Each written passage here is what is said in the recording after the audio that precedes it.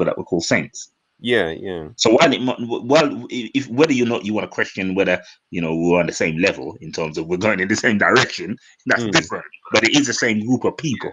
Yeah. Quite simply, those who follow Jesus, who believe that he was the Messiah.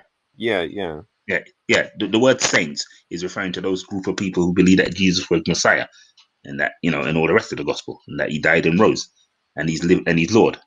And today, those same group of people who believes that, it says they believe that, and indeed do believe that, some of them are called Christians. Right, but So it's one and the same group of people. But so do you think that the saints are more like independent believers rather than how do you say at an organization? So say like we say the Adventists. Yeah. So would you say that the saints would say be the all of the actual Seventh-day Adventist group, including their headquarters, their leaders? No. The saints, no. The saints are everybody. To wrap it up more tightly, the saints are everybody or anybody that calls on Jesus Christ. That's who the saints are. Yeah. It's not a system. It's not a church in terms of organized. It's the individuals. It's all of them individuals. So think of all of them individuals as individual people and put them all together. That's who it is. So, Right. so it's a group of people, but it's not a group as in an institutional sense as we got it now. But it is a group of people. It's not just one person, and that group of people, the best way to understand them, belong to that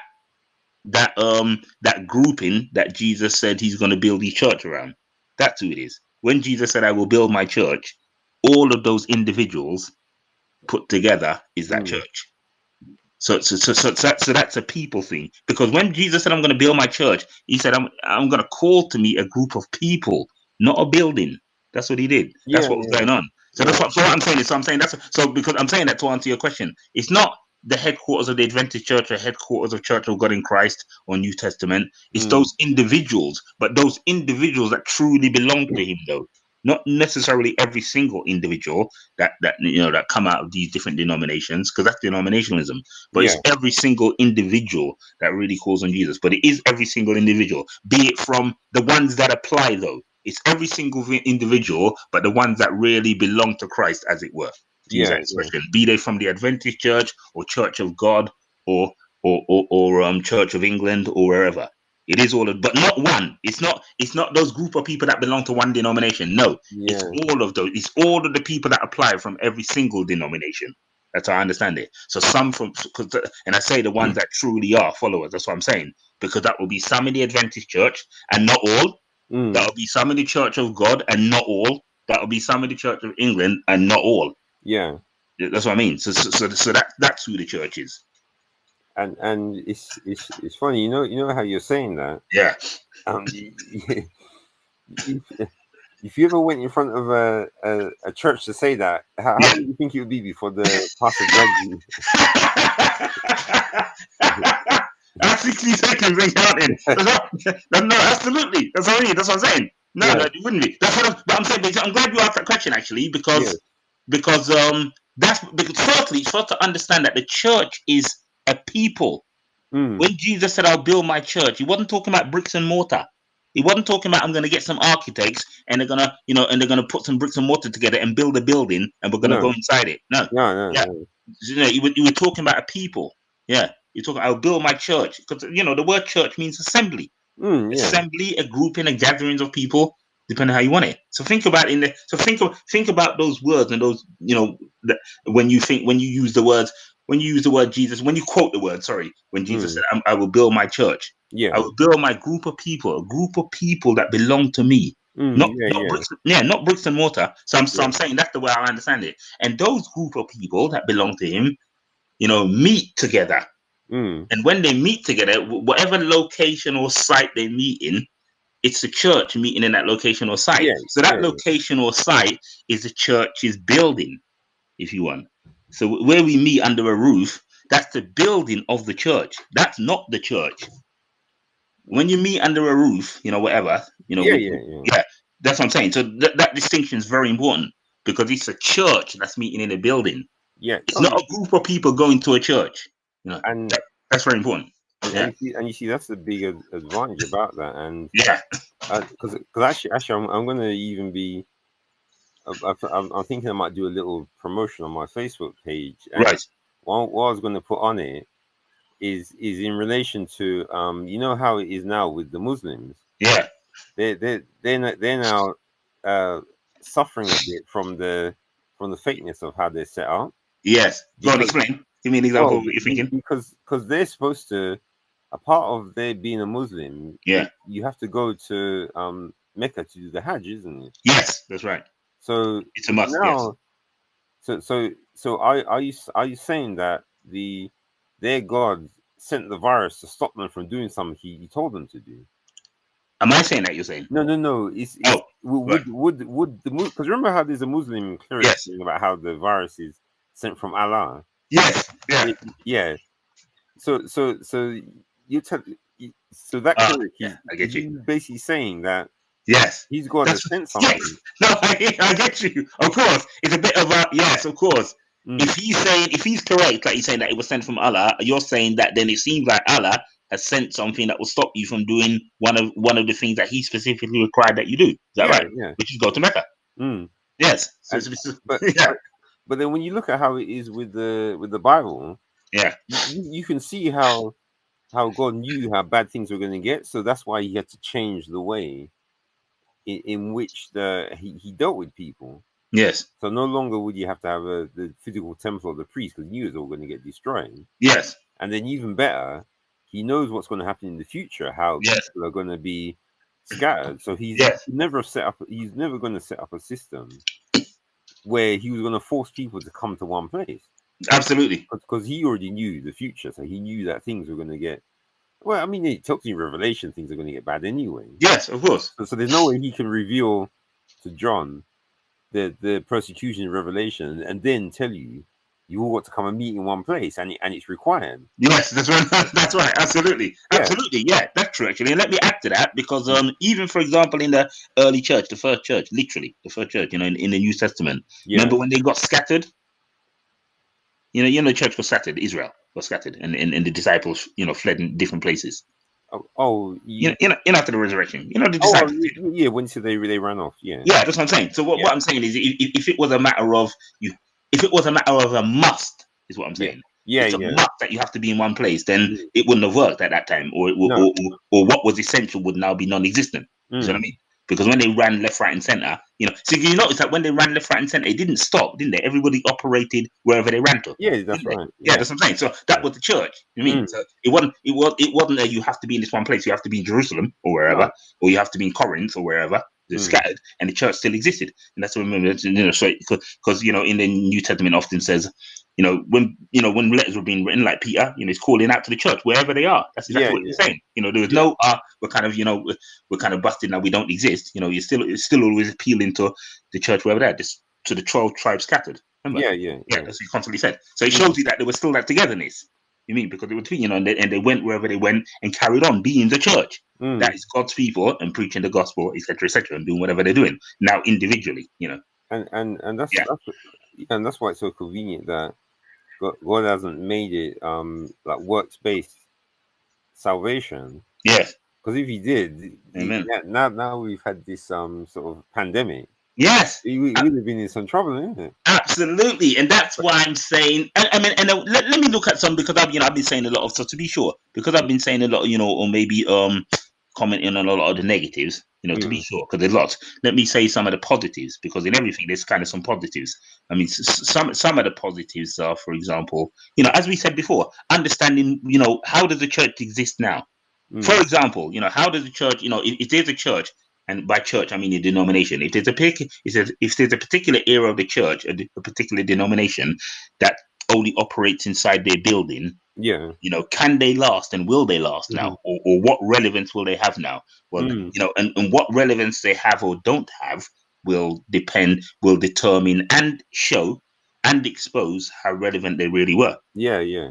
So for example, if you can't, for example, let me give a specific example. If a church now, because we can't operate by going to church X amount of times a week, and they're not keeping in contact with each other and with their members in a proper way, and Yeah. still being able to feed each other and feed off each other, then that church wasn't really relevant. No. It was just operating in a building under a particular roof.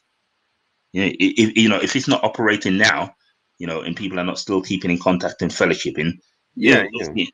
obviously, I mean, in whatever way. Like, for example, if you don't have any kind of setup of a live stream or a Skype or something, or even phone calls, even the basic stuff still, or texting each other. If none of that is going on, not just not going on at all, not at all. I don't mean not going on at all. That'd be really bad. If it's not going on sufficiently so that people can still be fed, that church still wasn't relevant enough. But you see, here's the thing that I find, which I haven't heard it.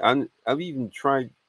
Well, in a way, I was kind of waiting to see what happened. What I thought would happen is that I'd suddenly hear from someone at the sort of church, that I sometimes visit, right? That the pastors have come together and they've come up with like a rota for this person should phone this one, and do you want to join our list of phone? And I haven't heard anything like that at all. From where haven't you heard this? You're saying? No, from the the churches that I visit. Oh right. Oh wait, because they got my phone number. So yes. But so what it seems to me is they themselves haven't actually sat down and changed their mindset to a way where they can help in this new situation. Yes, they haven't got a plan. No, and they haven't got a plan. Yeah, so I don't even know if anything, because you see what it is. Obviously, you can't visit. Yeah, but why can't you have one where they have like a rota, because you don't want everyone in the church to phone one person up. Yeah. So to even things out, it's the actual leaders who have to organize. Yes, to set for absolutely to set for example, say get 10 people and give them all sections of people to call. Yeah, that's right. Yes, for example. So, you know, basically like this woman from the doctor, because obviously that's what but she's doing it as part of her job. Yeah, she's been told to do that. Yeah. But then when it comes to the people in church, nothing. So it's as if but this is the funny thing, because in reality, it was the council did take over from the church for looking after people, because the state never really used to do it. Yes. Yeah, because I think when you look in the Bible times, literally, all those people like who were sick.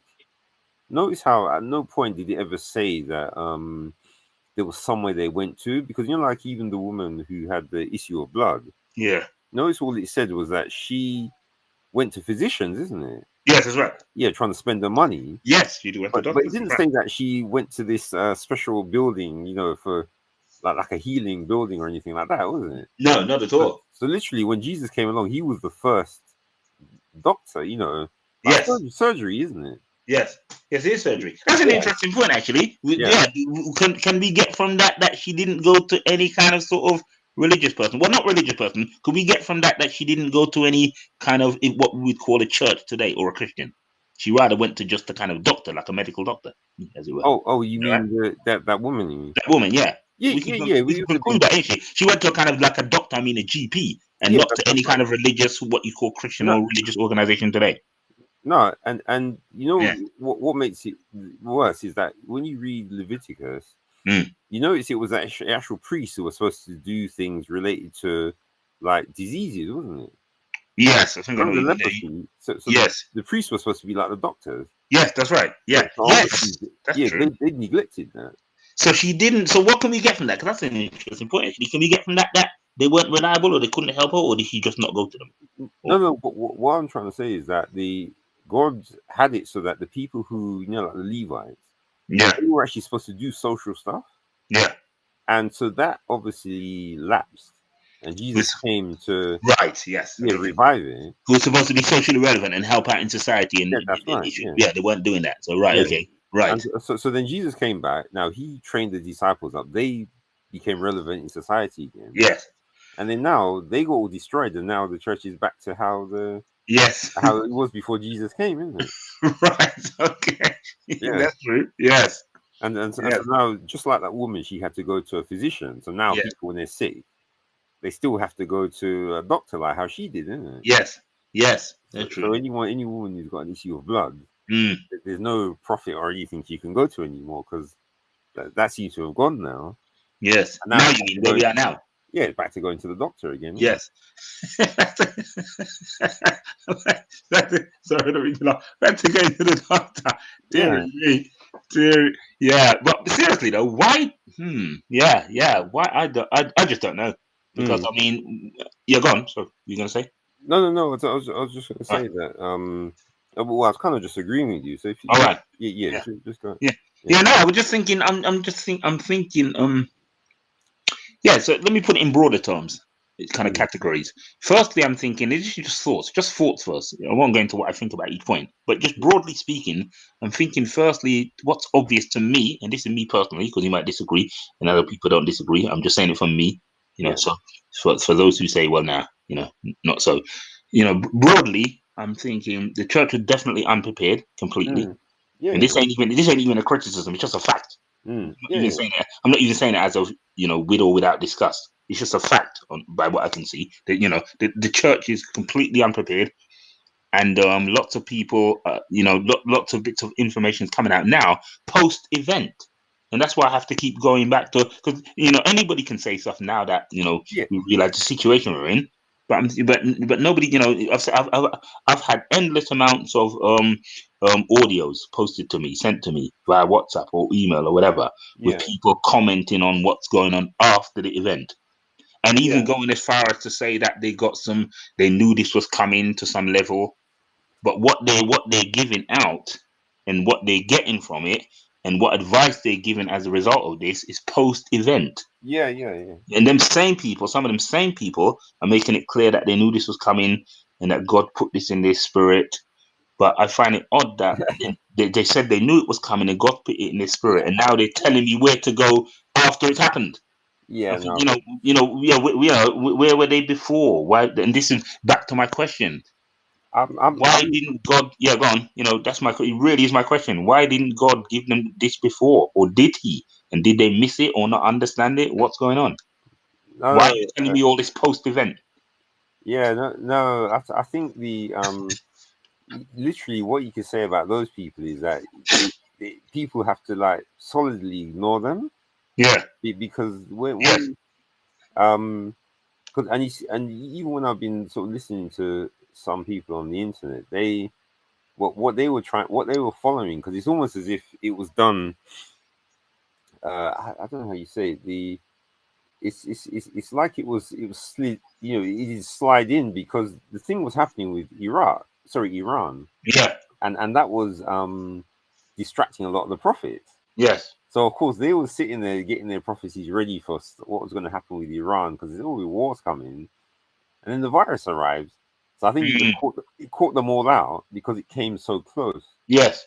to what happened, and so it's like they had to like panic a bit and run around and say, okay, how can we take advantage of this? And so now Yes. they've gotten themselves together, and then and this is the thing how they're saying to you about how they got some information about it, or they you um but even now, do those people who talk to you about the virus now, Mm. do they mention anything about like what happened, what is even currently happening, like because the Iran situation hasn't necessarily gone away, Yeah. No. but what a lot of people do too much is they always follow the current thing, and that's why they miss out on when the next big thing happens Yes. because they're too busy trying to take advantage of what the current big thing is. Yes, absolutely. Doesn't mean Yeah. and miss out what's coming. Yes, I know, and miss out what's coming. But no, Mm. they haven't. No, no. All I get is about, as I said, it's just all post-event. Yeah. It's not. There's no even in what I hear. There's no insight into. There's no insight. First of all, there's no insight. First of all, there's no evidence that they had any info about this until it landed.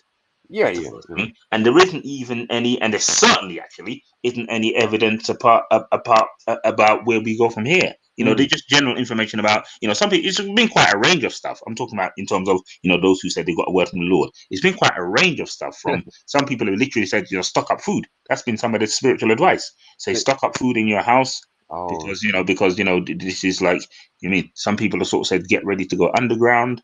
You know, Oh, you know, oh, some people have just generally said, just ride with it until it's over. yeah, Yeah. no, that's what I was gonna the fact you mentioned that's actually a bit of a big one for me What's because that? Underground. no, this well, both of them stocking up Right. and going underground Right. Okay. because I actually got a phone call from one of my relatives, Right. and so she was asking how I was, etc., Okay. or how you were, and one of the things she said is that, oh, have you gone to the shop to stock up on the food? And then basically Oh, what I said to her is that, and this is the thing, what I replied to her, this is a standard thing which I always say. yeah. I basically said to her, I said, well, yeah, you can stock up, but the problem is that if you stock up and the people around you don't stock up, Mm. then all they want to do is, if they once they work out you got the food, they're just gonna come and smash your place. So That's actually true. You mean if, for example, you ended up in a situation where they couldn't get no food in the shop and they know you got it? Is that yeah, what that's the you thing. So what I the way I always say it is that it's actually better to be average like everyone else. Yes. So if you've got the same amount of food as everyone else around you Right. and haven't stocked up, then when you run out, they run out at the same time as you. Right. So And then, they're not going to come and get you now because right. Okay. Okay. Have you said, okay, you said this to someone. well, no, this is what I said to her. I said to her Oh, right. that yeah, she can stock up all she wants, Yeah. but then if anything happens, that once the next door neighbor finds out you've got the food, they're just going to come Yes. and just break down your door. And And they haven't got any. yeah, and she, oh, what did she What is? know? She kind of, well, it sounded like, I wouldn't say her voice had a bit of disdain in it, but Right. Okay. uh, Was no, it in person? You said it to the person, or in? yeah, I said that Right. to her. Yeah. No, in person or over the phone. Just wondering. Hmm? In person No, or over the phone. no, it's over the phone. Oh, right. Right. Yeah. Okay. So And she no, wasn't. no, Yeah. no, I could just hear it in her voice Yeah. that Of course. she wasn't Okay. impressed by what I'd say. Okay. But did she respond specifically? Did she say No, anything? no, no, no. All she just kind of, you know, when someone sort of dismisses what you say, Yeah. but Oh, in okay. a friendly Okay. way. Yeah, yeah, Yeah. yeah. But you can hear the disdain. Okay. Right. So what's your position in that in terms of yeah? So as I said, yeah. So yeah, no. So, and so like you said, you're saying about going underground. Yeah. See, you got another problem with. See, the problem with going underground is that you can take a load of food with you, Mm, but the problem is that most of the food that's produced mm. is from plants which are above ground. Yes. So if you go underground, you're only going to be able to go for it. There's a limit to how long you can stay underground, literally. Yes. Okay. And so so you have to literally hope that whatever happens is over within X amount of time. Right. So Okay. so yet again, I'm of the more, and I know some people aren't too impressed when I Yeah. keep saying that. It's just, well, it's, because I've heard some Hebrew Israelites when they talk about it, where Yeah. they will say something like, I wouldn't say it's a threat, but what they're saying is that if you're not prepared, the Most High might not help you because you could have prepared. Oh no, they certainly. Yeah, I've heard a lot of that as well. Yeah, it seems to be Right, the right. general position. Yeah. Yeah, yeah. It seems to be the general position that yes, that Mm, and it also expresses, which I find a bit odd actually, because I'm in contact with a few. I often contact them on the Facebook page, right. and I've actually sort of asked this because the Hebrew Israelites are very well known to sort of talk about the unprepared state that the church is in. Yeah, yeah. And at the start of this, I remember at the start of this, literally at the start of the year, when it was obvious what was going on, they were Yeah. even, they expressed a lot. Well, this, Yahuwah said this was going to come, or they say Yahashua said this was going to come. It's all here. It's all, and it constantly expresses a kind of preparedness. But when you look at the practical side of it, they're in the same, and I've expressed it to them, they're in the same situation as everybody else, regardless of Mm, how you want to look at it. You're yeah, doing yeah. things now that you didn't want to do or you're not prepared to do. And I'm saying this to say that because the Hebrew Israelites always talk with a kind of prepared mentality that they express to have about, where things are going and say Yeah. that the church, and sort of say that the church is never on point. And while that might be true to some extent, I'm saying that now with a big thing like this, Mm. they're also not, and also express a lot that they're not prepared to go along with anything whatsoever that the Edomite does, because that's how they see it. But Yeah, but yeah. here but here we are now. They are very much going across, and when you use that word disdain, I got that when I said that. Well, you are right now in a situation where you're going. you're having to, toe the line with what Yeah, the yeah. Edomite has said. You've got no choice right now. You're wherever you gather, your churches are closed down, just like the Christian church. So I've asked Yeah. them, what are you going to do about this, quite simply? And I've asked them this based on what I'm saying is they always talk with this preparedness, as though we're prepared in this way that the church is not, and the church is lagging behind. But here we are with everybody in the same situation. And this is what I'm Yeah. saying, not just the church, on a whole, all those that have boasted, let me say, all those that, just in society on a whole, whether it's religious or non-religious, all those that are boasted are now feeling the heat. Yeah, There's lots of people that can claim that they were free thinkers. yeah, I'm a free thinker. I don't want no religion. I don't want a kind of God following, telling me what to do. Where is the free thinking now? I'm not seeing any free thinking when everybody's hiding at home. Mhm. It's all good. I understand why you're hiding at home. You're wetting yourself. I understand that. You're shaking in your boots. I understand all that. But I'm but I'm looking back on what, because it's just natural for human beings to want to survive. I understand that. But I'm Yeah, just talking about what they said before that. That's why yeah, we have yeah. to be very careful. Where are the free thinkers now that are saying, no, I'm not going to do that. I'm not falling for that. I guess that there's a lot of people that really don't believe what the government's saying, but yet they're still, without even being forced, because we're at the stage now where there's no forcing going on. The government are getting people to do what they're told just by fear. Mm. There's no strict law that's been brought in. We haven't gotten to that yet, where they're literally gonna, tell you to stay at home and make it a law. We haven't Right. gotten to that yet. People are just obeying out of fear. So if they're just obeying out of fear, what's going to happen? We will stand absolutely no chance when it turns into law, some kind of, martial law. At the moment, that's not what's going on. It's just fear that's gripping people.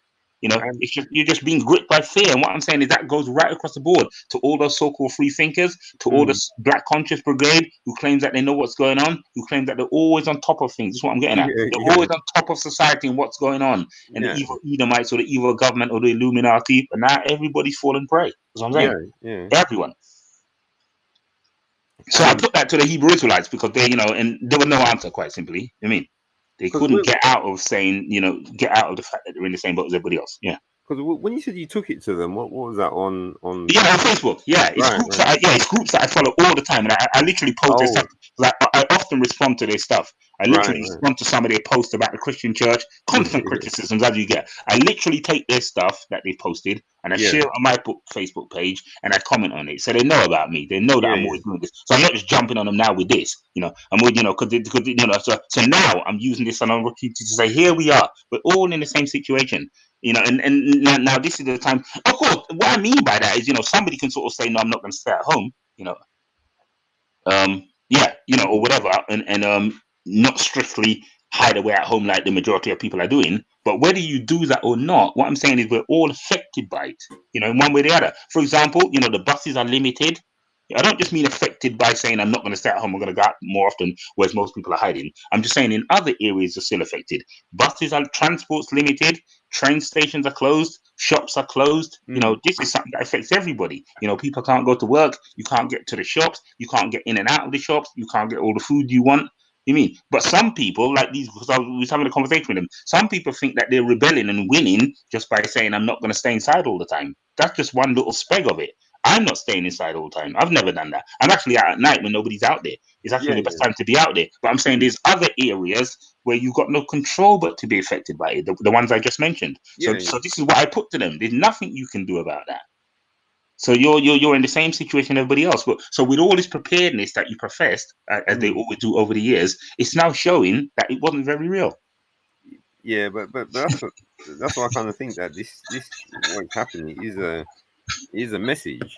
Yeah, But see, different groups keep trying to take advantage of it. yes, But constantly, in the way I see it, this is like a message to everyone.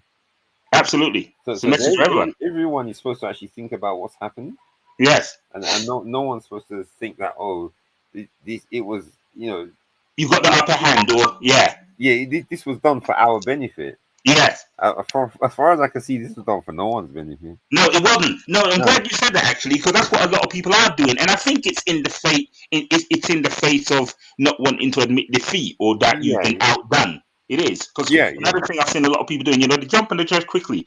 People that are blatantly not Christian and have showed no interest in the church, saying, "What are the church doing now? Why are they complaining about not being able to open their churches? Why don't they, do their stuff at home? All these comments that are coming in, where, it's a way of kind of sort of reflecting the light of yourself, of your own Yeah, problems, yeah, yeah, by pointing to another group and showing how weak they are in the yeah, face of yeah. it. When you're having your own problems, that's what I'm Mm, saying. So because everybody's in a position where as I said, especially when you spend lots of time, because these groups I'm talking about, I know them. I've been following them forever. yeah, And that's what their whole mission is, to show that we know what's coming. I mean, in terms of end time events, or yeah, or more oppressive totalitarian yeah, governments. yeah. That's what I'm talking about. They spend their whole time saying that we know all this is coming, and they go into the future. They're actually futurists and prophets, and blah blah blah. The Edomites are going to do this. The Illuminati's going to do that. Freemason's going to do the other. Satan's going to Mm, do this. Lucifer going to do the other. That whole preparedness. And not only do they say that, not only do they express that preparedness, they express what they're going to do about it. Like, for mm, example, the Hebrews like say, yeah, Yahushua is going to take care of us. You know what I mean? Just like he did in old, just like he did the Israelites. He provided for them, when all hope was lost back in the day, and he's going to provide for us now. And I'm not saying that's not true. That's not what I'm saying. The point I'm saying is, right now, nobody knows what's going on. Right now, mm, nobody can't say when this is going to end, because it's all about the gun. Nobody can't say, right. You know what I mean? Nobody can't say. That's what I'm saying. So you can't say right now. As you said, everybody's in a position of just waiting, just mm. hoping that, doing whatever they're doing. Some people might be praying that it ends quickly, but nobody can't say. Nobody knows at the moment. You I, don't know. You I, can't say, well, I'm going to be out of this next month or next year, or you can be riding with this for the next year.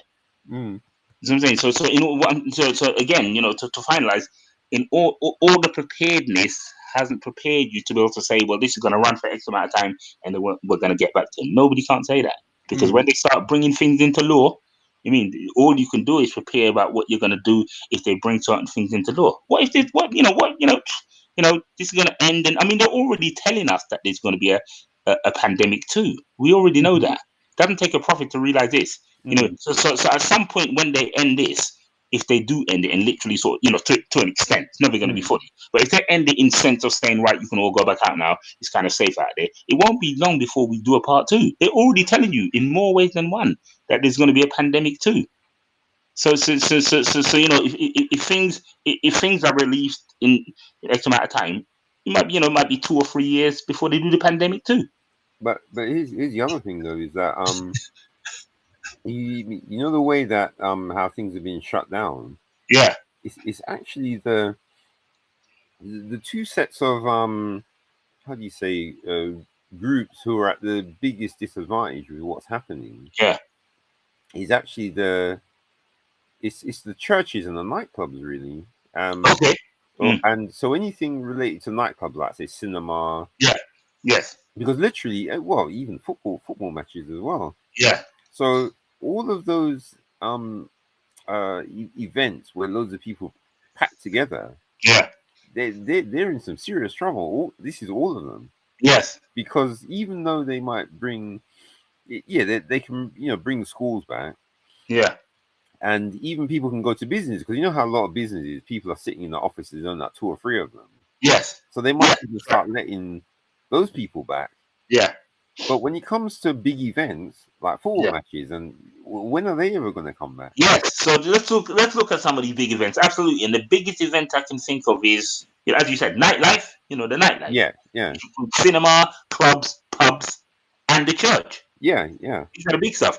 In mm, other words, any religious gathering, that's all of them, not just the church. Any yeah, religious gathering, Christians, Hebrew Israelites, Muslims, Rastas, everywhere. So yeah, let's just say, yeah, any religious gatherings and nightlife. Those are the mm, biggest ones. mm, Cinema, nightclubs, pubs, and bars. yeah. Those are the stuff that's got to be, I don't know at what point they're going to say it's all right to unless they're going to, at what point are they going to say it's completely all right to do that again? You can't just go from where you are now. That's what I'm saying. That's why it's going to be a creep thing. You can't Yeah, just go from where you are now to say that the most dangerous thing about this pandemic is for lots of people to be in one place. You can't go, so that must stop. You can't go from saying that must stop to going back to just saying, right, you can go yeah. back. Everyone can just rush together. Yeah, there's no way. So No, there's an indication right there of two things. of either this is going to be ongoing for an indefinite amount of time, or when there's any kind of release whatsoever. Just for example, they might say the places that you like a cinema can only take 10 people at a time. Just for example, That's not going to work. there's no way you can just go back to No, no more than 2 people to 150 people in a cinema. There's no, just no way. that doesn't. Yeah, so if that's the case, what I'm saying, I'll finish here. So if that's the case, that means that this thing is going to be so drip that it's going to be unbelievable. Mm. You mean, so for example, so it's going to go from where we are now to, okay, 10 people in the cinema per time. And then those 10, if it even gets that far, and then those 10 come out, and then another 10 in. So and what does that tell you? That this, and then and then they might increase that over time. Okay, now 15. Just these are just examples. Just for examples. 10 people, and then 15, and then 20. But what is all that telling you? A long, dragged out, gradual period of time. As they keep to creep up the numbers. That's over a long period of time. So that tells me that this whole thing is just as indefinite as can be. Yeah. But one last point, what I find interesting as well is, are people really so controlled and so sheepish? Because this is what I see it, that the point we're at now, where 2 people don't even want to stand together. If the government comes out tomorrow and says, okay, everything's fine, are people really just going to be happy to start? Are people just going to automatically start shaking hands again and hugging each other and not moving when somebody coughs? Are we really that sheepish? Is that really what's going to happen? Is that the level of, that's like godlike fear? That's like godlike faith in human governments. The government said tomorrow, right, everything's fine. Just imagine they're never going to do that. This is a dream. But I'm saying, but this is the level of control they've got. They could literally come out tomorrow and say, okay, you're fine, carry on. And everybody will start hugging, kissing, not moving when somebody coughs. Everybody, this is mad. What kind of sheepish madness is this?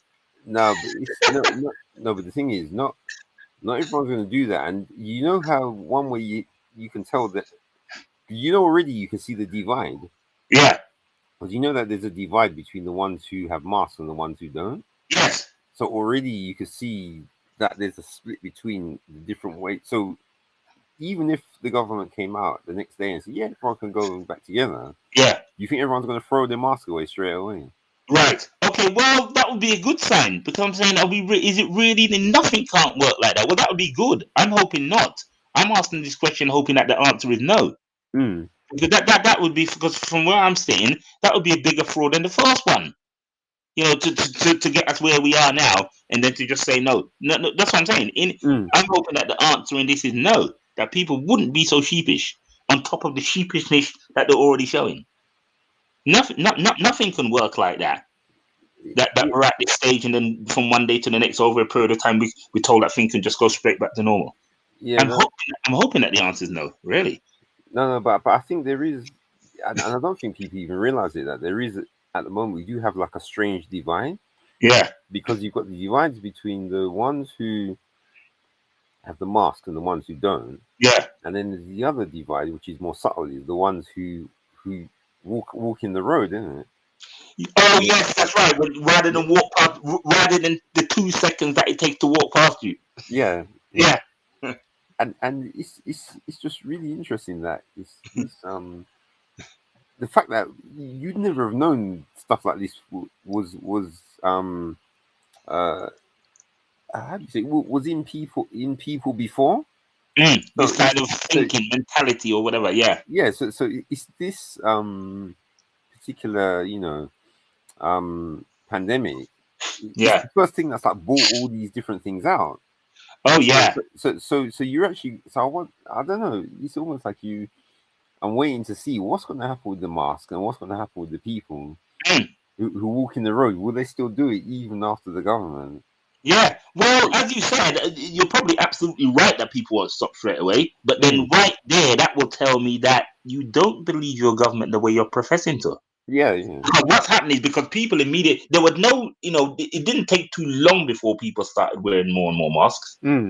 So what I'm saying is, there was no way, it was quite quick, in other words. I mean, from before the stage of where nobody was wearing masks, but they were aware of this so-called pandemic, to the stage where it was being said through media and the government that you need to wear a mask, people quickly started doing that. All that's been, they did it straight away. From the word mask mentioned, people started wearing masks. But all that's happened since then is that you're seeing more and more people with it now. Almost everybody now looks like they've got one. Whereas at one point you could see somebody here and there. Yeah. you could clearly see there was less people in masks than not in masks. But now it's the other way around. What I'm saying is, so that was quite fast. But what I can't see being just as fast is, and it would be a good thing, is that, you know, when they say you don't need a mask anymore, you can hardly see anybody with one. So actually, I actually think you're right. I don't think, well, we'll see, but I don't think that you will see people quickly taking it off. And if that's the case, that will tell me that they don't really believe the government like they're claiming they do. Because you know, because how can the mind work that way? How could you tell me that you genuinely feel comfortable and confident and safe to just pull the mask off and not wear it anymore? And but you see, here's the other thing though, is that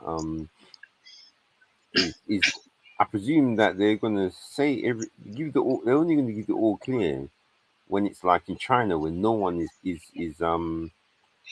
catching it. Yeah, because I think that's the only way they can do that. right. But then the big problem is, of course, is the other countries, because what happens if you end up with like a reservoir of Yeah, people? Because you know, like, how the current, how the flu virus, yeah. you know, the main reason why it's still around is The simply flu because virus. it's just hopping all over the world continuously. Yes, that's Yeah. right. So That's a contagion. That's contagious. yeah, yeah. Yeah. So if people have colds every year, that means the flu virus is managing to survive in different places and going from people to people. Yes. So then, if this one was so contagious, is it really going to go away? Or Yes, exactly. Yeah, yeah, yeah, yeah. That's right. If it's really what we're being told it is, no, it's yeah, not. Yeah, yeah. If it's really what we're being told it is, like the flu, it's not going to go mm, away. mm, Yeah. So, like the flu, it will still be around, yeah, unless it's not real. Mm. yeah, yeah. But I mean, regarding that, remember, we're still going to try and find those nurses, though. Yes, yes, yeah, yeah. I mean, I did. Yeah, I didn't get anywhere yet, but yes, I'm Right. definitely Yeah. going to. Yeah, I'm Mm. definitely. I'm going to try. Let me say. That's all I can say. Yeah, I'm going to keep trying. Yeah. Have you got any kind of leads at all? Well, not so far. I know Yeah. there was one. I was going to ask my sister, but things got kind of a bit busy this Is week. she a nurse? No, but she Yeah. because you know how it's sometimes where you have like a church, but because I don't really go there, but Yeah. she's got like a good ear. Right. You know how some people seem to like be able to get Oh, right. information. Yeah, Yes. Oh no, I get you. You see, my problem at the moment really is it's a couple of stuff. It's hard to literally get in contact with people, yeah, and yeah, that's one thing. And it's also I have to kind of get a feeling that I mean, it's not a big deal if somebody says no. You know, not at mm, all. I can ask and they can say no. That's not a big deal for me to get past that. But it's not even that. It's just that, you know, when you so much feel that I don't know. You know that the person's gonna, yeah, yeah. It's more that I don't have access because I've done this before. I can get that. This is just a different time. See, had right, this not existed, let's say for example, had this not existed, mm, let's say for example there was no pandemic. What's yeah, going on now? And me and you did this show, and for some reason we said we want to talk to a nurse just about medicine in general. yeah, I could yeah, get one very quickly. right, No, I would get one very quickly. But mm, because of the situation, people are, it's just different. You know what I mean? Because of the different reasons. If I just yeah, wanted to invite somebody on the show and say, can you tell us about medicine? What's healthy eating and what's not healthy yeah, eating, for yeah, yeah, example, or whatever. mm, I could get someone more quicker because it wouldn't be based on, a kind of sort of, a fear thingy, the fear yeah, tactic yeah, thingy yeah, like this, yeah. mm, So what I'm saying is for that reason, because I did ask one kind of thing. I asked somebody through somebody kind of, if you can sort of, somebody that's on the front line, if they can, would you be able to, let them know? And and even that person's kind of, yeah, it's just, you know what I mean? And this is just through a person, this is just through a person, because, yeah, yeah, yeah, yeah. So I'm trying to, that person that I want to get to, in other words, I asked if mm, somebody else could get to them, yeah, yeah, and let them know that I want to get to them. yeah, And yeah, even she didn't want to, it's just kind of, even she was, cover the time. I don't know if I should ask them now about that, because on the front line and, yeah, yeah, yeah, it's just what I'm saying. It's just for that reason it's difficult. I'm saying that to say that otherwise, because I do know how to, you know, get people's attention, and I've done it before on live broadcasts. But it's right, just different now. People don't want to talk, and then yeah, people don't want to talk. Yeah, but mm, anyway, but to be sure, I will still try where I can. mm, Yeah, yeah, where I can, and yeah, but but let me ask you though, still, yeah. what um what's your take on the apparent lost position that the church seems to be in on this, Well, in terms of, yeah, just in terms of, it looks, it looks like, I'm watching, if you watch live videos, if you know of any particular preacher that you always listen to, I don't know if you do, if there's any particular preachers or teachers or pastors that you always listen to, listen. If you haven't done so, maybe you have, listen to them now, and you'll find that they're all in line with what's going on with government guidelines. all right, right. Yeah. I don't know if you've done so. Well, If there's any that you, unless you know of one that hasn't, if there's any that you listen to, not just anybody, if there's somebody that you always listen to them now. If this and if they're talking about the subject at all, and they will be, and you'll see that they're in line with government guidelines. So what I'm saying is, this whole thing, it's almost like another pandemic, if you want. A pandemic being something that spreads and affects everybody. Yeah, let's use pandemic in that way. Something that spreads and hits everybody, and it concerns everybody, and everybody's a part of it. Another pandemic is this one, that everybody's in line with staying in line and encouraging their audience to stay in line. And I'm saying, yeah, and I'm saying that's problematic. I'm not talking about disobeying rules, don't get me wrong here. I'm not saying that they should be saying, don't listen to that's not what I mean, to be clear. I'm not saying they should be saying don't listen to the government or don't listen to the government. I'm not talking about that. I'm just talking about, this in line, because people can do what they want. People have to do what they want and how they feel safe. But I'm just talking about this in line thing with no independent, with no independent thought. No independent thought from pastors and preachers and teachers. Well, I suppose it's because it sounds like what you kind of essentially saying is that they've gone back now to being like the Pharisees. Yeah. Remember what they said about how the one thing they didn't like about Jesus is that he would cause the Romans to notice what's going on, and then they take away their kingdom. Yes. Yeah. So it's like literally, it's a similar thing that one of the main reasons why these churches are told, the leaders are told in the line. Yeah. Is because, well, essentially they need they have to, in order for the government to not shut them down. Yes. Yes.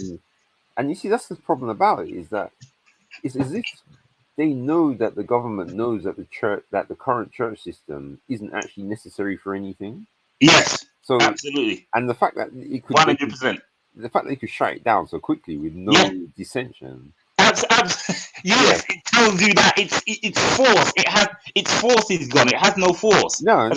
Let me jump on something quickly that I just spoke about with somebody yesterday. I was actually intending to invite someone on, today. The person that I was almost going to invite on, but they didn't come in at the last minute. We was actually talking about it, because I was telling them what the subject was about. It's a her. Yeah. I was telling her what the subject was about. She ended up not coming on. But because I told her what the subject was about and what we might be talking about, we actually got talking about that thing. We actually got talking about what we're talking about now, on different levels. And she was actually talking about, so while we were talking about how things have changed just regarding the church. There was a stage where the church was the headlight of society in every area. This is the point where the church was holistic and had a holistic gospel and a holistic approach of body, spirit, and soul. That's what I mean. They dealt, personal salvation, poverty, injustice. They dealt with it more holistically. So as we were talking about that, we're talking about how this all ended literally in the 50s and 60s with civil rights movement. And she brought up, which I already know. I don't know if you know about that government initiative. I think it's called a 501c. Oh yeah, 501c3. Yeah, you know about that. Yeah, you know about that, don't you? Generally, you are good. You're good. So that leaves that won't make me necessary to say lots of stuff. So so we were talking about that stage where it's at that stage a big shift happened in the church regarding the church and the government. It's basically because she was explaining that to me. She asked me, and she was explaining what happened legally. I don't know if you know what happened legally with that. Where basically, don't you, charity status. Well, what it is, apparently, if you actually read it, there are some restrictions on what you can say. Yes, that's what I mean. Yeah. No, that's exactly what I mean. Yeah, so you know exactly what I mean, right? So just let me jump into what I'm saying, because you know exactly what I mean. Yeah. So I was saying that because she said all that, she explained it all legally and what literally happened with Lyndon B. Johnson. You know all that in America. Yeah, it's that Lyndon B. Johnson thing that you made that law. You know Lyndon B. Johnson, that president. Doesn't matter if you don't know about it, but Lyndon B. Johnson plays a big part in this. Lyndon B. Johnson, who took over after President Kennedy. Yeah. Yeah, because so basically, so after she explained that to me, she said, "What do I make of it?" Basically, and what she explained to me what they did in the charity status, and I said the church sold its birthright. That's what I put it down to, rather than using all that. Yeah, that's what I understood from everything she said to me, which I was all aware of. The church sold its birthright. That's what they did, and from then until now, that's why we're in this position that we are in now. Because before, up until the 50s and 60s, the civil rights movement, Martin Luther King, that at that point, still the church was still the headlight of everything, and even Martin Luther King, very specific. I mean, the headlight in society, and not the tail light. Yeah. They were headlight of lots of stuff. And even with Martin Luther King, there were lots of examples. I can give you lots of examples where simply the church went, I don't know, you maybe know already, but I can give, there's lots of examples where the government, wanted, and individuals and funders and people like that wanted him to sell out and not do stuff and not say stuff and not highlight things. Right. And as a result of that, he fell out, basically when he went from just talking about domestic situations to international situations, because they wanted to keep him at just talking about a black man being able to sit down with a white man and have a cup of coffee. When he started talking about Vietnam War and talking about the check that African Americans didn't get and that we're coming for our check and stuff like that, and the Operation Breadbasket and all these big international issues. They didn't want him to do that. They literally made it quite clear. They literally expressed the stereotype that that people say today about Christians, that clergymen or laymen or pastors shouldn't be involved in world affairs. They shouldn't get involved in politics. They should stay within their church. He's stepping out of line. That's literally what they said, literally in those words. And even some of his supporters said this. Jackie Robinson was one. I don't know if you Jackie Robinson, the sports guy. Even he said this. Yeah, that Martin Luther King, as a pastor, is stepping out of line. He shouldn't be dealing with these issues. Yeah, as a clergyman, he should stay with it. In other words, toe the line. Stay within your church. Talk about personal salvation and gobbledygook. In other words, and keep it to just domestic. Use the same water fountain, drink coffee with the white man, sit on the same toilet seat, all that kind of nonsense. So when he went international, they literally pulled their funds from him. That's what I'm saying. And so the money that he used to get from, and what I'm saying is, if that happened today now, see that there's something happening then that wasn't happening now. Because they pulled their funds from him, he wouldn't stop. He wasn't going to stop and bow. And kiss their boots. He was going to carry on doing what he was doing, and he literally said that. I don't care who I fall out with. I don't care if other preachers and other civil rights leaders want to keep shut. I'm not going to keep shut. That's what he said, quite simply, about injustice. So because of that, they pulled their money from him. All the funders pulled their money and used his own money, because people didn't realize his own money that he got from every engagement, and even from his books and materials and stuff. He used his own money to keep the SCLC going. What I'm saying is, today, if that had happened, and it is happening, if there was any threats because of what they've done with the charity statement of the church now, if there was any threats of the church not getting funding or the funders pulling out because they don't like something they do, they would just stay strong. Which they're doing now. The church right now, if there was a threat of them not getting the next set of funding based on something that they want to do and the government don't want them to do, they would stay strong. They would stay quiet. And what I'm saying is that changed from after that Lyndon B. Johnson thing, because of the charity status and the level of money, all that thingy that you had to pay. What I'm saying is, right up until the 50s, Martin Luther King wasn't buying that. And he was in these situations. These are not new territories where the church was supposed to keep quiet about certain things and not just simply go along with the government. Martin Luther King wasn't doing any of that. He was saying all the wrong things as far as they were concerned. He was saying that the war in Vietnam was evil. This is the language he was losing. God is going to judge the nation. The God of history is going to judge the nation. The deepest place, in the hottest place in hell is to be reserved for those who don't stand up in the time of crisis. All this kind of language, against the government, and against these funders, knowing that they were going to pull their funds from him and that they were going to criticize him. What I'm saying is, that's what the church has lost today. And that's why they're all in line. And that's why you won't see anything of the nature of even the ones that you admire the most. Any kind of threat.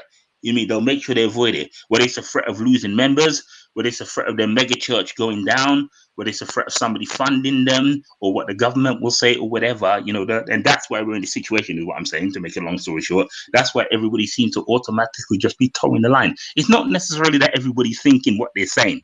It's not that at all. There was just no way that everybody could be so sheepish or so lambish. Genuinely, it's the backlash that they're not prepared for. Go on. And I was just going to say, there's another thing. and I've noticed this with some of even one of the churches I go to, that what happens is whoever is at the right at the top, Yeah. they the people lower down, like the ones who want to get promoted, know that the top people will promote the ones who are like more sheepish Yeah. and are like yes men basically. Yes. And so because of that, you've now ended up with churches where literally it's Yeah. packed out with men who are yes men. They literally are the vast majority. Yes. Ram the Yeah. mega churches, you mean? And you see what happens. You see, in churches, you end up with like a certain attrition rate. Yeah. So you always end up with certain uh, sort of men and women who leave. Yeah. But the problem is because those sort of yes men, they're the ones who are actually like getting the more attention from the pastor. Yes. So of course they're going to stay. So the ones who are not yes men, they leave. So literally, I don't know if I've ever been in a church where there's been any man who you hear them even say anything like solid, basically. Yes. Because it's as if all the men who would say something, where something happened and they would actually, stand up to the leaders or whatever. Yes. It's like literally all those men are completely disappeared. I don't even know any of them left. Yeah. They just yeah. You mean Yeah. disappeared, not in yeah. Yeah. So now the problem is that you have the leaders who are the yes men to the government, Yes. and then all the men below them, they're all yes men to the leader. Well, of course, because the And leader just was right. Yeah. yeah, and what will happen is if you go in there, because like it even happened where there was a time when I was on I went, I was just watching the church was having sort of like an online meeting, Yeah. and what I noticed is that the pastor who was there was talking. Yeah, he mentioned to the other one who was leading the lesson that there's these other names who he hasn't seen because there's quite a few people there. Yes. And so I looked down the whole list of names and I noticed there was some men there who were like people who I remembered from like years ago in the church, and I was surprised they were there, their names. Oh. And yet when the pastor gave the names to the other one of people who he should maybe sort of bring into the lesson, he conveniently avoided all of the ones who I recognize as being old timers who might have Oh. been at the church like 20 years ago and suddenly they Okay. turned up. So what I was saying to you about how it's the yes men, they try to Yeah. like uh keep comfortable basically. Yeah. And this was the exact sort of replay of, no, not replay, but this was an exact example of that. The way he Yeah. was avoiding those old time ones who had left, but the thing is, they'd come back. Obviously, to the fact that they've left the church so long ago and they're willing to actually come back and listen. To me, that's a big thing. Absolutely. But the fact that this pastor was so quick to like throw them away because they're not yes men, so Yeah. I might as well just They ignore don't serve them. a purpose. Yeah. Yeah, and so when he went down the list to tell the other pastor of ones who he could maybe bring into the lesson, Yeah. he mentioned mostly women and then a few yes men, and that was it. So these non yes men, they literally got frozen out basically. And the best thing is that I was there in the thing, and my name is there, Oh, right. so everyone can look on the list and see that I'm on there. But I Oh, didn't. is this the church you went to or go to? Yeah, yeah. Oh, right. Okay. And so they can actually look on the list and know I'm there. But in all Oh. the times when I've gone there, I've never been mentioned. Oh, right. Oh, but So, you so, okay? Right. So, so that shows that officially I'm not a yes man. yes. Oh, Yeah. okay. Oh, but your name is there, but you're not. It's not. You're not pronounced. Yeah, no. I won't. So whenever he mentions people who could be brought into the lesson, Yeah. I don't get mentioned, and none of these other guys who are not yes men, they don't get mentioned either. Oh, right. And So, so and that specific you're saying you're specifically not mentioned because you're not known to be yes man. That's well, what. but this is what I'm saying. Right. What I'm saying about yes men, Yeah. you can actually physically see it. Yeah. You can But see who is. there are examples where you can actually see it with your eyes and hear it with your ears. That Yes. actually happens. Right. So it's not like a fictional thing. No, of course. Yeah. Yeah. Wow. Mm. Yeah. And so basically, it's only the yes men. They're the only ones who get any nice words from the pastors, basically. Yes, they've Yeah. got the right religious language. Yeah, Mm. they've got the right tone going. They're saying the right things, Mm. really the wrong things, in inverted commas. But yeah, Yeah. they're saying the right things, they're thinking the right things, they're acting accordingly, they're towing the line, they're Mm. in line with what's going on. Yeah. Yeah, Yeah. it's politics. It's politics. Mm. Mm. It's church politics, for example. That's just one aspect.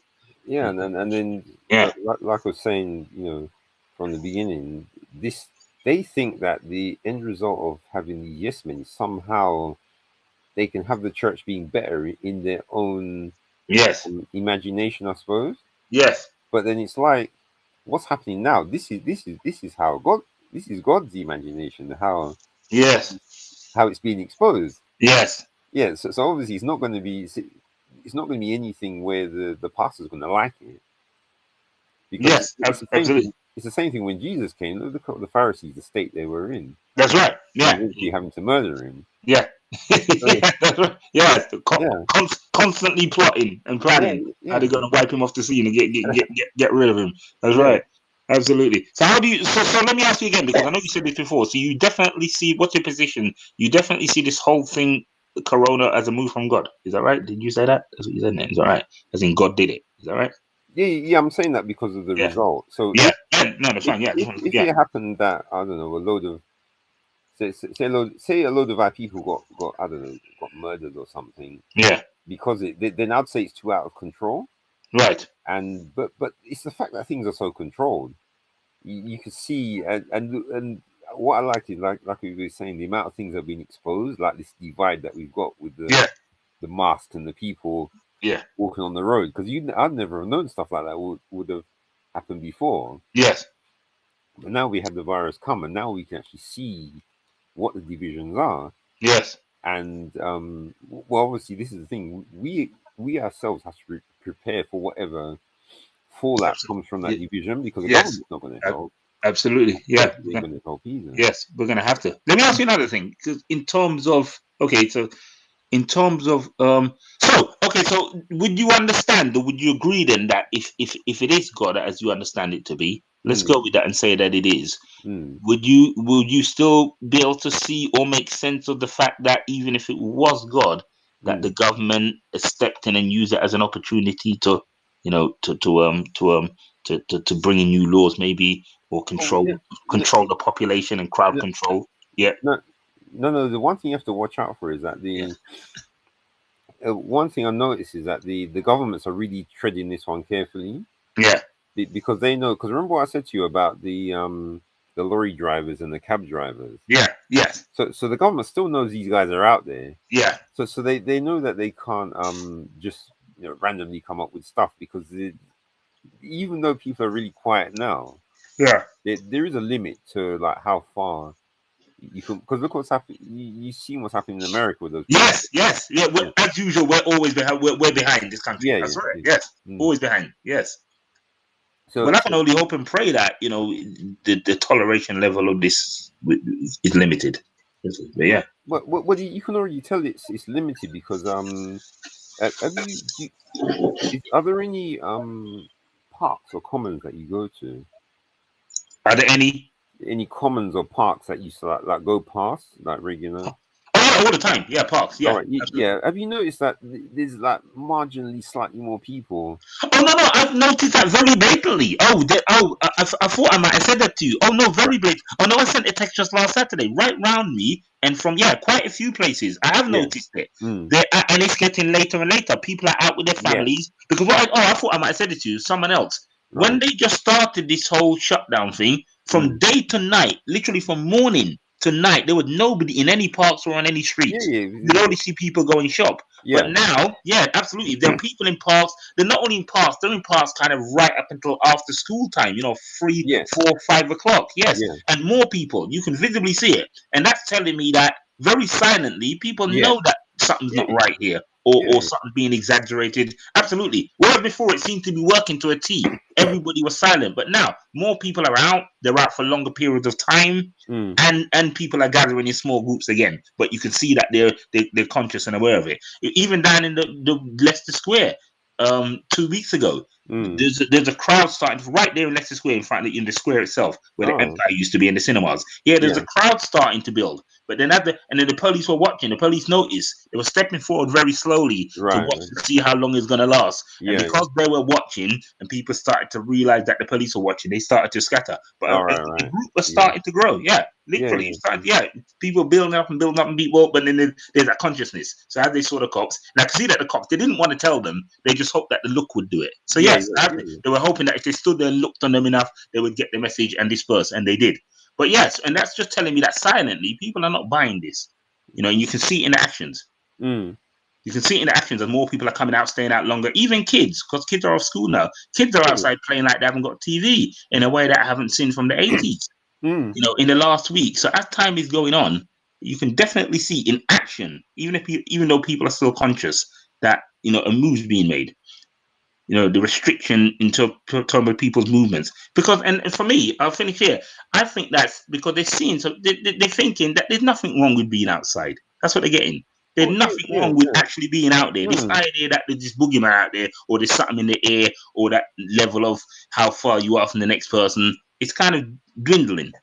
But it's a mind game that's been launched on the public. So there's that mind thing still going on. It's a kind of, oh Mm. yeah, I must keep 2 meters apart. I must not stay out too long. It's more that than actually Oh, wanting to follow it. yeah. No. No. But see, the thing about it is, I think that, like I was saying last week, the rules they come out with are more just to, because you've got the different types of people. Mm, It's so that the ones who are more rebellious is to like hold them a little bit, yeah, yeah, because you did say. so that's why they made that, because 2 meters obviously. And this is the thing about it, is that when you're outside, um the distance isn't so important. But Mm, obviously, yeah, when you're inside, if someone sneezes, the amount of stuff that comes out, yeah, I yes, can agree with that.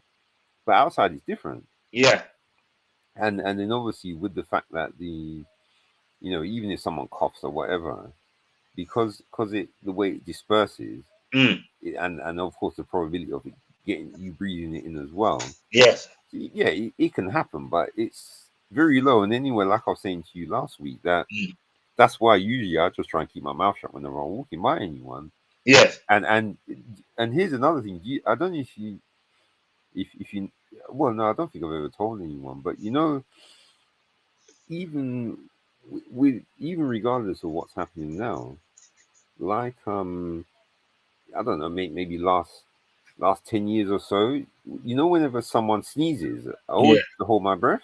yeah. And Okay, yeah, and that's a normal thing that I always used to do. you've always done this. Yeah, yeah. So if I see someone coughs and they're walking or they're close to me Mm, and I'm walking by them, I always hold my breath as I go past, and I've okay. always done that.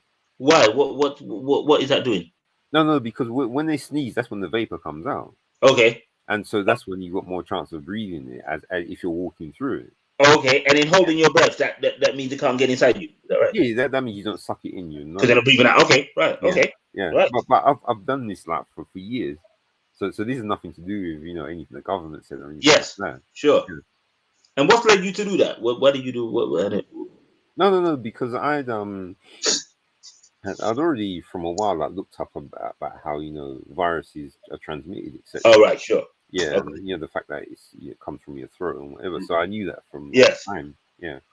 Okay. And you still do that now? So are you doing Well, that well, more I've been now? doing it for years, so Yeah. it's fully conditioned, isn't it? You're carrying on. Okay, right. So But the I mean, thing, have you found that you're more conscious about doing it, or is it not the same? Things are just the same, or is it not no, no, changing? no. It's just I haven't the way Right. I do things. It's the same now as Right, sure. because Okay. I treat it just like it would, because it's the same thing as a cold, isn't it? Yes, of So, course. so it's the same way it transmits. Well, yeah, well, it is. Well, it's always been the case that if you're talking to someone and a bit of the spittle got on you, that was never a nice thing. This is my position. Yeah. If you're having a conversation with someone and a bit of their spit got on you, that was nobody ever like that. And you go and wash your face, wipe it off, or wash your face off as soon as. But Yeah, yeah. here's my thing is, nobody ever thought it was going to kill them. Even if you thought, okay, everybody's aware that, you can, that's not nice, like, it's like spitting on someone, that's not nice. They can pick up Mhm. something from that, but Yeah, yeah. nobody ever thought it was going to kill them. Nobody thought that. When you have No. a conversation with somebody and quite a bit of spit actually gets you, And you probably even want to end that conversation and go and wash your face off. But you might have to stay there until it's finished. But you wipe it off. But as soon as you can, you go and wash your face. But what I'm saying is, this is stuff that's been ongoingly. This is that part of life. Nobody ever thought it was going to kill them, or even that they were going to come down with some major disease. So I'm asking, regardless of the different strands, this is what I'm saying. Regardless of the different strands of what they're saying this coronavirus is, why should I believe that it's going to do something to me other than what it would have done if somebody spit got me before? I'm still not getting why I should panic in any more particular way, regardless of what they're saying. Back then I would have run and washed my face off as soon as I can, and now I still would. But here's the thing, though. You know what you're saying about panic. So what is, because I said before that I don't actually watch TV. Yeah. So I don't even know the stuff they're pumping out about this. Yeah. I just more go with what I Right. Okay. Yeah. Get from the internet. Yeah. But what do they? So what are they saying about the virus?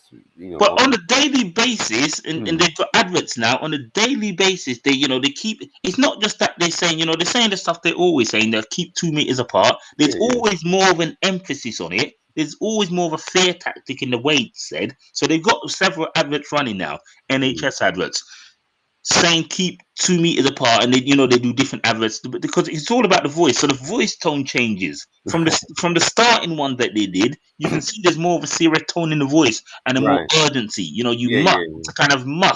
must keep 2 meters apart. But this is what's even worse. They're actually literally saying things like, apart from the mess they've made about whether or not you should wear a mask, because this is an ongoing mess. The WHO have contradicted what the NHS on TV has said. The NHS have contradicted what WHO have said. The media has contradicted what WHO has said and what the NHS has said. These are all the major sources. One second. One second. It's on my phone. So okay. No, don't worry. Yeah, they literally. One second.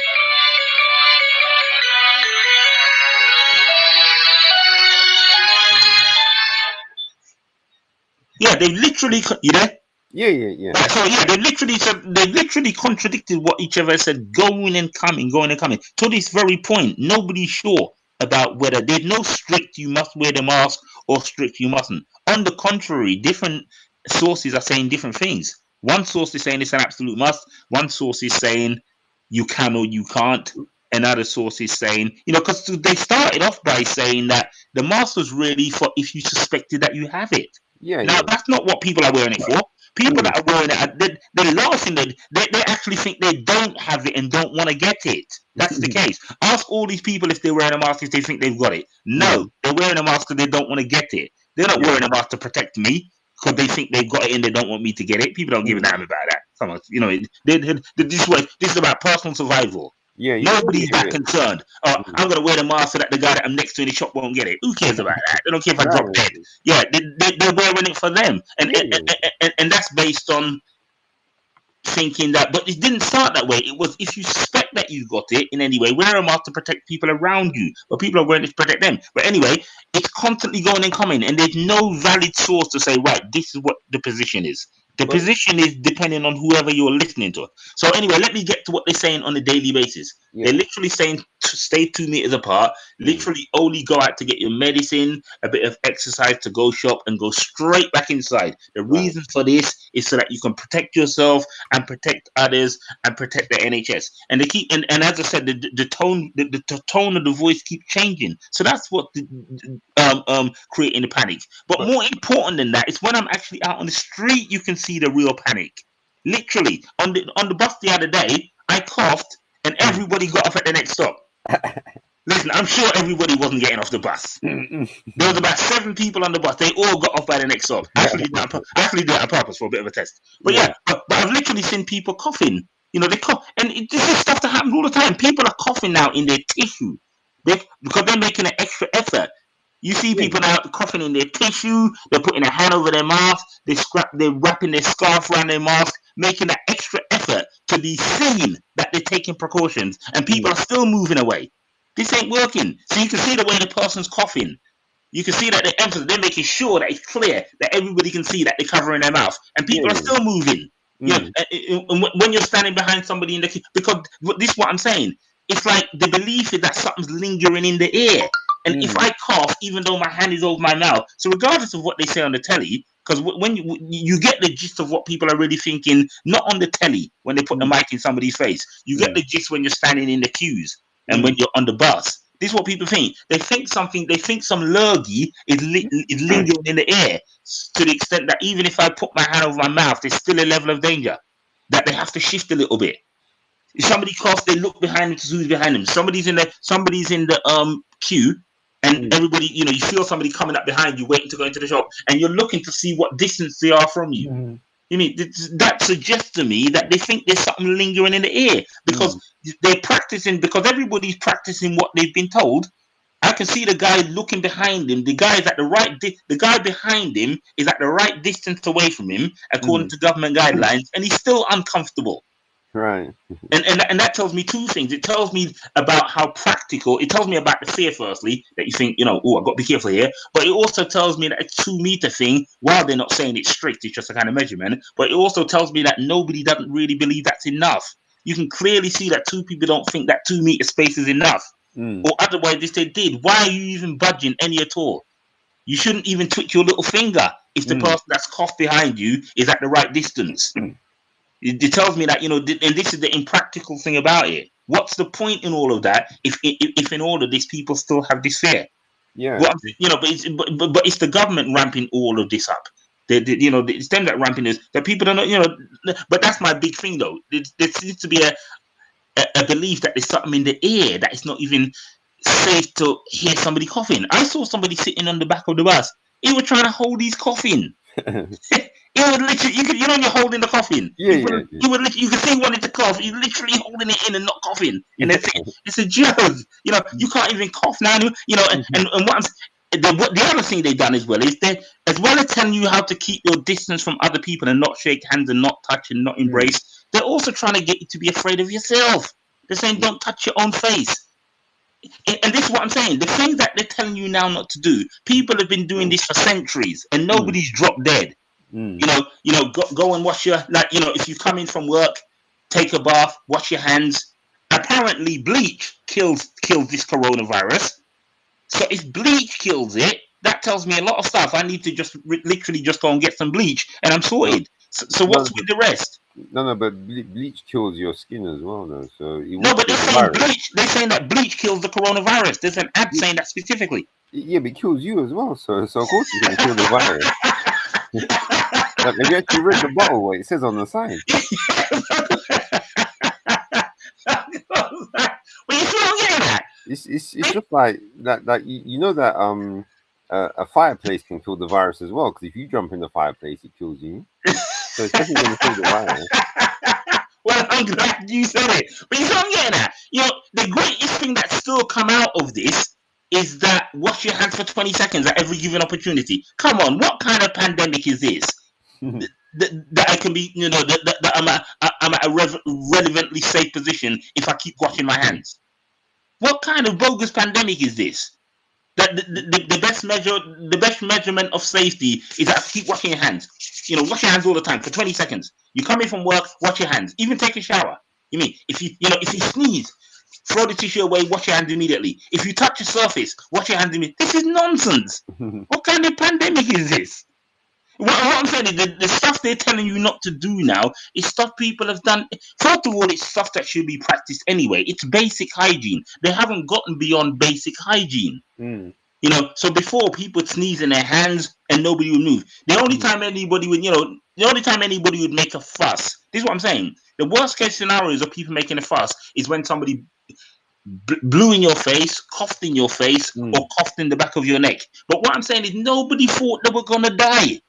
Nobody even thought they were going to come down with the illness. We were always aware that, you can get something from that, some level of germs. That's nasty. But nobody thought they were going to die or that they had to run to the hospital. And what I'm saying is I haven't seen anything in what they say, although, as I said, I'm bearing in mind that they say there are different strands of this, but it still doesn't explain to me why I should, that level of danger that I should now have if somebody coughs in my direction and didn't take the proper precautions in covering their cough. Because we didn't do this before. Yeah, but it's People, there's a level. It's almost like a level of, almost like germs have to be non-existent, and we know that nobody can't live completely germ-free. There's a but level of germs that you have to be able to cope with. but actually, the one thing I find a bit, I don't know what you call it. No, it's not deja vu, but it's some other term about the advice they're giving. Yeah, You know, I don't know if you even know how strange it is for me to see. You know the picture of where it says you should cough in your elbow. yes. Because I don't know if you know the cough in the elbow. I used to do that. Like Oh, you mean the inside of your elbow? Yeah, yeah. yeah, but I used to do this like back in early 2000s. Right. So this was something that I'd been doing like years ago. So it just seems Yeah. weird Yes. now suddenly seeing a picture of telling you to do it. Yeah. That's right. Where That's did what I'm that? saying. That's what I'm trying to say to you. It's basic hygiene. Come on, Yeah. adults. Adults have to be told to cover your mouth when you cough, or to not cover your mouth with your palm of your hand. Well, Rather, do it with with your jacket. Come on, no, this is. because like you're saying, using the jacket, I did that. I remember, yeah, it was early 2000s, and I can't even remember the last time I used to cough in my hand. Yeah. Even since maybe I can't actually remember when I used to. So even for since I can remember, I've never coughed into my hand anyway. No, no, right. Yeah. That's what I'm saying. That's what I'm saying. So what we're still at that. So that's what I'm saying. In the 21st century, Mm, when they thought, actually there was a joke about this. On social media. It's 2020. We were led to believe that we were going to have flying cars and mm, and flying cars and all sorts of stuff. We're still mm, being told to wash our hands. mm, We're still being told basic hygiene. Wash your hands, cover your mouth. Come on, this is 5-year-old stuff. I mm. wouldn't expect to keep telling a 10-year-old that to not cough in the palm of your hand, but to use a tissue. Or if you did do that anyway, go and wash your hands straight away before you touch everything. To cough into your jacket instead of the palm of your hand. Cover your mouth when you sneeze. This is basic stuff. These are the stuff that we give for the measurement of a pandemic. Yeah, and the other thing is the how dangerous the old tissues are because I've always since I can't even remember when know that the old tissues are dangerous. Yeah. But notice how some people they recycle it, and I think yeah, you don't want to really do that. Yes. What do you mean? What old tissues are you referring to? No, you know when someone sneezes or blows their nose, Yeah. but they keep it around. Yes. Put it back in your But pocket to do it again later. Yeah. yeah, you're supposed to get rid of it once. No, yes, of course. No, Yeah. absolutely. Yeah. Mm, I mean, I've always done that. I mean, it's funny actually because now it's like, that's what I mean. Like I sit on the back of the bus now and I take out my tissue and cough into it, and mm. and the person next to me might feel safe. Oh, we done the right thing. I'm just doing what I've always done. I don't Yeah, expect yeah, that yeah, person to. I yeah. don't expect that person to know that, of course, because Mm. you might just think. But I'm just to myself though. I'm thinking this is what I always do, and I'm almost Mm. getting a seal of approval. Yeah. Yeah, I I can mean, see it. The guy think, yeah, oh, good. At least he covered his mouth. I don't need to change chairs. But I'm just thinking, this is what I would do in the very week before this whole thing started. yeah, yeah. Had that guy seen me, I would have been doing the same thing. You Mm. mean? But obviously, I don't expect him to know that. But I'm just saying, this is what's ridiculous about it. I'm Mm. just doing what I've always done. You mean? Cover my mouth. Try and change the tissue as quick as I've always done that for the sake Yeah, of yeah. myself and others. Mm. Not just for the sake of myself. I've always done it for others. Nobody doesn't want my spit. That's why I don't know. That's why I don't want nobody else's spit. And That's why every time then I'd always comment if somebody coughs or something. I've even given people tissues. Somebody coughing all over the yeah, place. yeah, yeah, yeah, yeah. Would you like a tissue? But Mm. I'm just saying, somebody might look now, such a situation, and think, he's doing what the government told him, or whatever. It's Yeah, yeah, ridiculous. yeah. Now people are starting to think, if you see somebody do it, he's following good, he's following the safety measurements. To anybody that would have done this otherwise, Yeah. it's just ridiculous. Yeah, but the point I wanted to make was, I'm just thinking of the impracticality of this whole thing. Like for example, in the shops, that you're supposed to, in regards to this measurement as well. So, for example, if two people are aiming for the same shelf, Mm. and both stretching for something at the same time, or looking to take something at the same time, this is where you see how real it is. So the other person would either grab their thing first, so that they can walk off, so that they grab theirs before mine, or they step back and let him go first. So that it's just ridiculous. Yeah. And it's impractical, is what I mean. When I'm saying ridiculous, that's what I actually mean. It's impractical. Like you're also supposed to stay away from the like the staff. So sometimes you might be looking, you might be taking some stuff off the shelf. The staff is coming to pack. You know, there's always those 2 seconds even where those measurements are not being kept for long periods of time though, all over the shop. You know, not just a one-off. So if me and 2 people are too close, you know, that might just be for a shot for a while. But then, you know, if that's happening all over the shop, then that tells me that the whole thing isn't working. Oh no, but what? Yeah, well, I was just going to say what I've noticed is that they have actually they've throttled the shop a little bit. So what I've noticed is that the queue's a little bit longer now because they make, like when I go to Sainsbury's, I notice they've slightly made it so that there's slightly less people inside. Oh yeah, by how much they're hitting per time, you mean? Yeah, yeah, Yes, yeah, that's what they do with everybody. Yes, of course. So inside the shop, it's still more or less empty per yeah, time. yeah, Yes, yeah. of course. Yeah, no, they've done that. Yeah, of course. No, the shop's never full. You know, yeah, because I've counted. I've been doing some counts, and like in Yeah, a big Sainsbury's, very very big Sainsbury's, you know, it kind of sort of have 10 to 12 people in it. yeah, yeah. It's really scattered. You know, people are way. You know, people are kind of, you know, 7, 8 feet apart. You know, yeah. That's what I mean. That's what I mean. So it's, you know, it's just the impracticality of it, and the best advice is still wash your hands daily.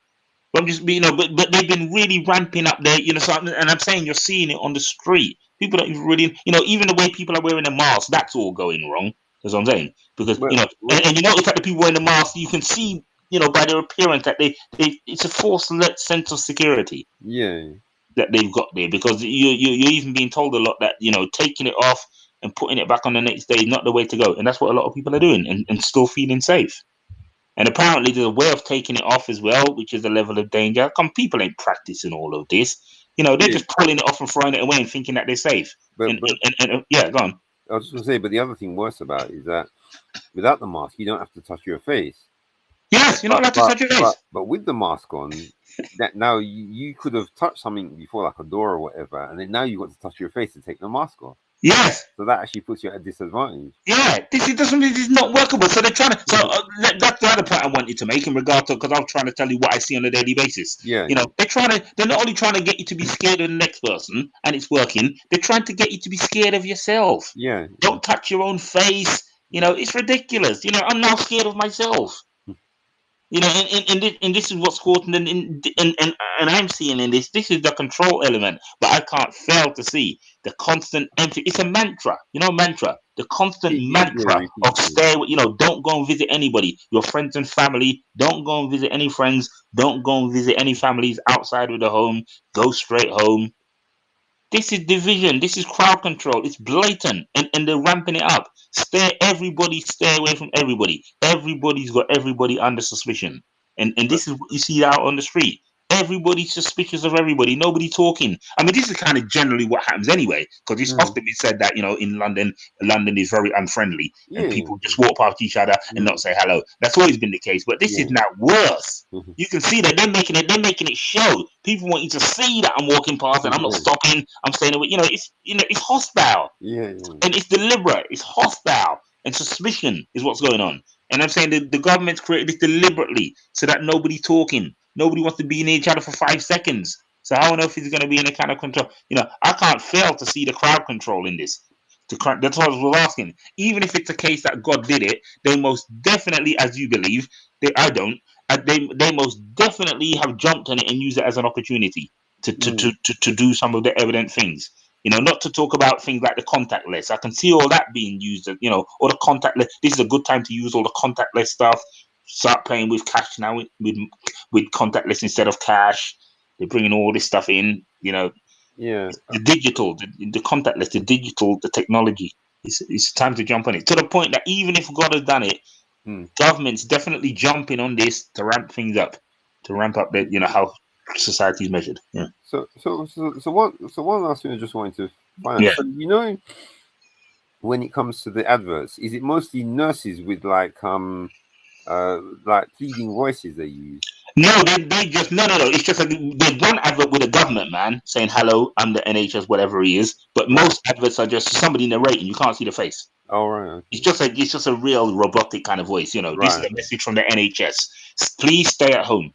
whatever what they said, coronavirus is whatever. Anybody can get it and anybody can spread it. That's what the ad's saying. There's only one ad where they're showing the guy, some chief guy from the NHS speaking. All the other ads are just pictures of people moving, the kind of chaotic scene, ambulance vans, and just narration. But actually, do you know that that's one of the reasons why it worked? Why is that? Because notice you keep saying it's the NHS, isn't it? It's the NHS. Yeah, the main adverts are those are NHS adverts going out. Yeah. Yeah. So that's the because you do realize why they do that. Because remember, if it was the government, people tend to be more rebellious against the government. Right. But do you know of anyone who wants to try and fight the NHS? Yes. Oh no, yeah. To be sure, the government are doing their own sets of stuff. There's those official adverts that are doing that. But apart from that, it's the government they're doing daily updates. I don't watch. I've seen enough. I know what's going on now. They do daily updates from 10 Downing Street, and it's the government that's pushing the general stuff. And it's like the way it seems to be working is the government does the daily updates, and then they keep repeating these ads to confirm the latest information. But to be sure, most of the information is. You may be right. I'm not saying you're wrong, but I'm saying the most information and the daily information is coming from the regular updates, 10 Downing Street coronavirus updates. And that's all that's going on throughout the day. There's updates for 2 hours per day. And then the adverts in the evening come and confirm it all. Yeah, but what I mean is the ones giving the orders is the NHS, though, isn't it? From what you sounds like. No, that's in the advert, but the government are giving orders in their daily updates, their live daily updates. Oh, which is similar to the NHS. It's very the same thing. Yeah, the health minister. Yeah, the health minister every single day is on TV giving the latest updates. Making it more stringent to stay at home and blah blah. No, this is live broadcast from 10 Downing Street. Yeah, that's the main stuff. And this, this is 2 hours per day. This is a 2-hour update they do per day. Apart from the main news, it's a specific program called Coronavirus Update. Yeah, they do that daily. No, that's what's pumping out the most of information. The NHS adverts are just in between shows. They're regular all day, but they're just in between shows. Right. Yeah, but the main thing is. So what I'm saying is, I more see it as personally. I more see it as it's the government giving out the info, of course, and the NHS is just to kind of sort of say this is medical advice. Because as you said, maybe for the same reason, the governments are just crooked politicians. Maybe that's what people are seeing. But so. Whether or not they believe them or not, I see what you mean. The NHS adverts are this is the latest medical advice, different from kind of intertwined with any politics. Yeah, because it's to put the independence from politics to what they're saying. Yes, absolutely. Yeah, you're right about that. Yeah, and you're right. I agree with you. Yeah, so that where. If the government stuff doesn't work or where it doesn't work, it will certainly work with the NHS adverts. Yeah, definitely. Yeah, but the two are working together to be sure because it's one and the same thing. Because I personally don't, it's one and the same thing. And at the end of the day, out of the two, if the government want to push something, they will push it. It will start with them, and they will get the NHS to confirm it from a medical perspective. It's like if I told you something from the Bible, and I, got a pastor to tell you or theologian. I want to tell you this. I want you to see the Bible from this point of view, and I will get a theologian onto it to convince you that what I'm saying is right. That's what it is. It's your further confirmation. It doesn't mean it's coming from him. It's me. But I know a mate that studies theology, and I get him to tell you. Right. One of the things. Have you mentioned anything about a trial for a vaccine? Yes, they did a trial 2 days ago. Apparently, it failed. Yes. They did a vaccine trial in the hospital 2 days ago, but apparently it failed. That's what they said. Yeah, there's actually a video of it. There's video of it on the Daily Mail. If you go online, there's actually a clip where they took the injection from certain people. No, because they actually asked me if I wanted to go in the trial. Who asked you? Who asked? How did you get asked? How did you get asked? No, it was a text. Okay. What, from the NHS? Yeah. Oh, okay. What did you say? I'm sure it was a text. I think I just deleted it. I don't know if was it a text to say yes or no, to respond to that text? I just want to see if I still got the text. Right. Okay. No, they didn't ask me. Yeah, I didn't get one apparently, but I know some people went for it. I know some people that said they went for it indirectly, but apparently it failed. Yeah, and so that's out the window. Right. Yeah, but they come with another one, and it's Bill Gates' one. Let's speak it. It's got to be Bill Gates'. That's ultimate what they're gonna come with. You know about Bill Gates, don't you? Yeah. Yeah, and these vaccines. Yeah, that's what they're gonna come with eventually. But what they're gonna do as well eventually is in whatever X amount of time, they're going to give you the option, as the government always do, and then they're going to enforce it. See, at the moment, how this whole thing is generally running is they make, because as I said, I don't know if I said it to you, the best way to control someone is to make them think it's for their own, it's in their own best interest. Yeah, yeah. That's the best way to control anyone. So you give them it as an option, make them think this is the best option for you, because that's the best way to control them. Then there's no chance, because with any enforcement, there's always a chance of rebellion. You know, with any enforcement, you got to look over your shoulder for rebellion. Oh, yeah, but if you convince the person that they're doing it for their own best interest, it's likely it's going to run smoothly. Yeah, yeah. Yeah, so what I'm saying is, you know, the enforcement is for those who, you know, they'll give you, basically make people enslave themselves, you know, based on fear. They're basically just making you enslave yourself. And if the worst comes to the worst, then they'll turn it into law. But their intention is not to turn all this stuff into law. Yeah. Their intention is to make you think, make you want to do it, and then the whole operation runs smoothly. The law is for if it doesn't work. Yeah, in the long run. That's what that's how they work. Yeah. Oh, all right then. Well, it's just, I don't know if you saw the time. It's just on. Yeah. 3 minutes too. Yeah, of course. Yeah. Okay. Yeah. So you want to wrap up just quickly and conclude it, whatever. Yeah. So I suppose the main thing I got from this is that the main reason why they're still having the success with this lockdown is because of the cooperation of the NHS. Yes. Okay. Yeah, because without them, it would never work. So right. Okay. Yeah. Just being government, man. Okay. Yeah, you're probably right. By itself. You'd probably. Well, actually, there's no doubt that you're right about that. That's true. That's true. Yeah. But you know, and I agree. But my issue with that is I don't separate, you know, the government working hand in hand with the NHS. I think it's ultimately the government, and they'll get the NHS on board. And the two work together. I don't really separate them. It's just two, you know, different departments of the same, you know, whatever, of the same devil, same beast, whatever. Yeah. Same system, whatever. That's how I see it. That's just my personal view. But yeah. But but the thing to do is, you know, all being well, you know, continue as best as I can to see if I can get somebody on board that can, you know, give some kind of further insight. Maybe medical insight. But I'll keep working on that. See how it goes. Yeah. But thanks for having me on. Anyway. All right. And should we leave it at that? Yeah. So just when I don't know if you know when you want to maybe go on for another session. Hopefully, next Wednesday again. Yeah. All right. Yeah. Is that right? Yeah. That's right. Next Wednesday. I mean, how are you in terms of what's your time in order to do this? Is there other days you could do? Well, I can do any day. Oh, can you? Yeah. Oh, okay. Oh, okay. Right. Okay. Yeah. Okay. I can call you and confirm one.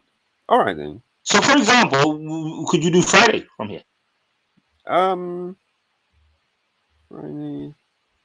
Well, I suppose that's my sort of sort of day where I'm preparing, even where I'm preparing. Of course. No, that's fine. No, yeah, we'll do next Wednesday and then talk about some other days where we can do some more at another time. Yeah. Because if you're all right for doing more throughout the week, then we can talk about that. Yeah. Do more than one episode, I mean. Yeah. Yeah. Okay, but for now, let's leave it till Friday. If anything changes, if I come up with something else, and we'll do this. If I call you and say I'm on another day and you're free, then we can go from there. Yeah. But for now, let's say next Wednesday. Okay.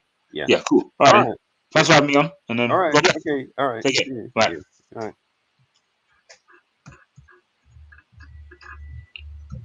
Oh, you still there?